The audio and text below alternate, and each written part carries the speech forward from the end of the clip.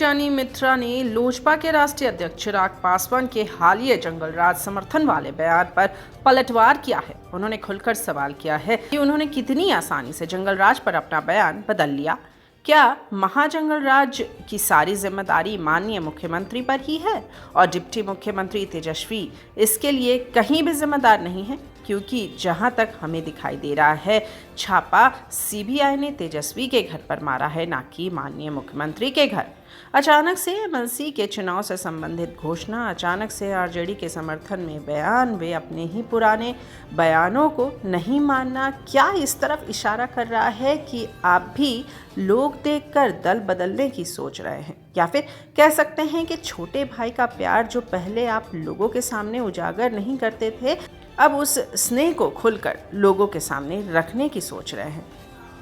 जहां तक सवाल हमारे दल का, हम एनडीए के साथ हैं और हम किसी भी नए चेहरे को देखकर अपना स्टैंड भी छोड़ने वाले हैं।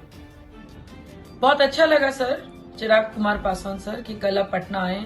कम से कम मेरा बात सुन के आप पटना तो है और हम श्योर कि इस बार आप लंबा टाइम तक रहने के लिए आए और जरूर आप जमुई भी जाएंगे और जमुई से आप अपना जो सीट है जाके सांसद है वहां से भी आप लड़ने की तैयारी करेंगे।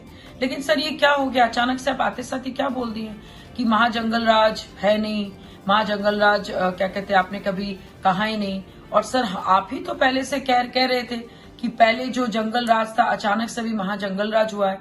तो क्या सर अचानक से सिर्फ सारी चीजों का जो आपकी जिम्मेदारी है वो सिर्फ ऑनरेबल सीएम पे है, डेप्यूटी सीएम कहीं से जिम्मेदार नहीं है? और सर सीबीआई और ईडी का रेट जो है वो सिर्फ और सिर्फ आरजेडी के खेमे में पड़ी है। तो सर ये सोचने वाली बात है कि ऐसा तो नहीं कि आप अचानक से अपने पुरानी बातों को धीरे धीरे आप भूलते जा रहे हैं और एक नई बात आप लोगों के सामने ला रहे हैं। और सर रही बात एमएलसी चुनाव की, एमएलसी चुनाव में आप, मुझे समझ में नहीं आता है कि आपने उसमें अचानक से क्या कहते एंट्री क्यों मारी और चीजों को खराब करने की जैसे आप सोच रहे हैं। तो सर ऐसा कोई बात नहीं, हम लोग हमेशा से एनडीए के साथ हैं।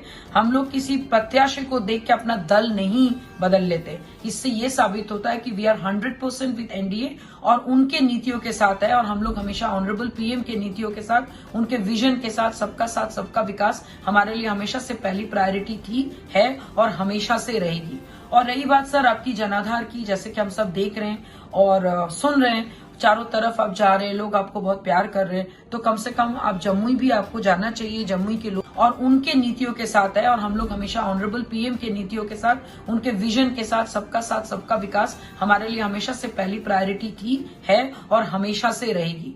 और रही बात सर आपकी जनाधार की, जैसे कि हम सब देख रहे हैं और सुन रहे हैं, चारों तरफ आप जा रहे हैं, लोग आपको बहुत प्यार कर रहे हैं, तो कम से कम आप जमुई भी आपको जाना चाहिए। जमुई के लोग भी आपके इंतजार कर रहे हैं। और साथ साथ मेरा 2 सवाल है आपसे, आप पटना फुल टाइम कब रह रहे हैं और जमुई आप कब जाके इलेक्शन लड़ेंगे, या फिर जमुई की जनता को आप कब बताएंगे कि आप जहां के सांसद है वहां के लिए भी आप सोच रहे हैं?